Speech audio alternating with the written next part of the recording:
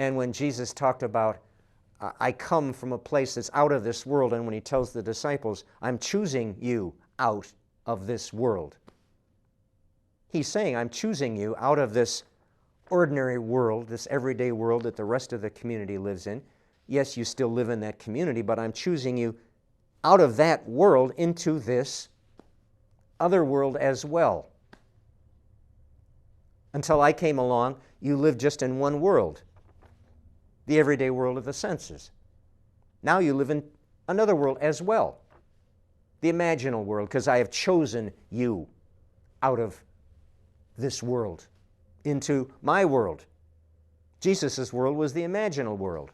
And he said, I'm picking you, and you to join me in this imaginal world. For him to fulfill his mission here in the material world, he needed some companions, some playmates, a community of people to join him in his imaginal world. The way he called and chose his disciples is an example of how the source seizes us into the wild, into those rapids in the river. Back to that image of the 11th hour community on the shore and this shaman hour community in the river, which sometimes is a gentle current, sometimes it's a wild, raging rapid, sometimes it's a wild, exhilarating, terrifying ride over this waterfall. But we enter the river because there's an irresistible call of the wild. It's the same call of the wild that causes that lost sheep, who's not lost at all, as we've already discussed.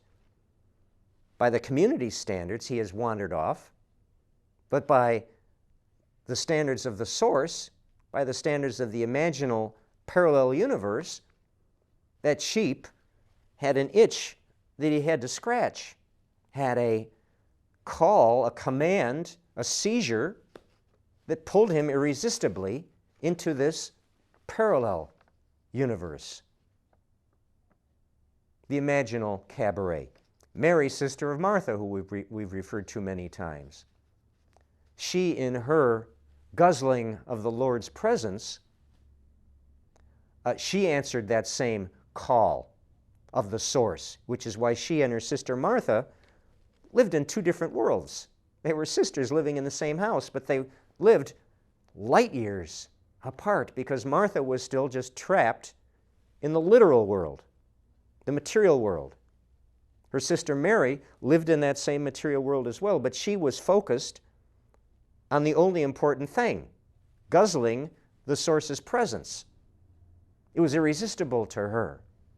So she resided in the imaginal cabaret. The prodigal son answered that same call, whereas his older brother, the dutiful son, was like Martha, just stayed in the ordinary, everyday world of the senses.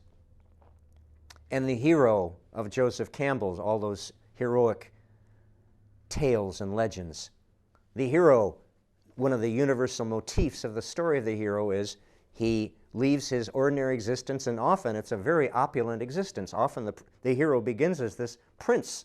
These heroes, they leave a royal life of privilege, but the call of the wild pulls them out into the forest, into the desert, into the wilderness, where they throw everything away by the material world's standards, but they are irresistibly drawn to the call of the imaginal world, where source nourishment awaits them, where life, vibrancy, that bubbly wellspring is seizing them out of this world.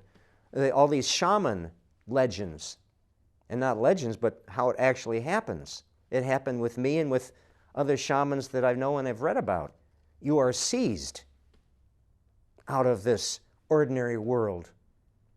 Seized. You don't choose it, it chooses you, just as Jesus chose his disciples. But it seizes you in what, in many ways, to the community looks like a psychotic seizure. Or even worse, it looks like you're in a coma, you're dead. And the Native Americans who go on the vision quests, they're pulled by this call of the source to seek something deeper and richer in the source world, in the imaginal world. So you answer this call because you're in search of something extraordinary, even though you may not even be aware of it at the time. But this is the risk you're taking, risking giving up everything in this ordinary world, risking all of that for an opportunity, just a shot, just a chance of that extraordinary richness to nourish yourself with those grand lines of that imaginal world.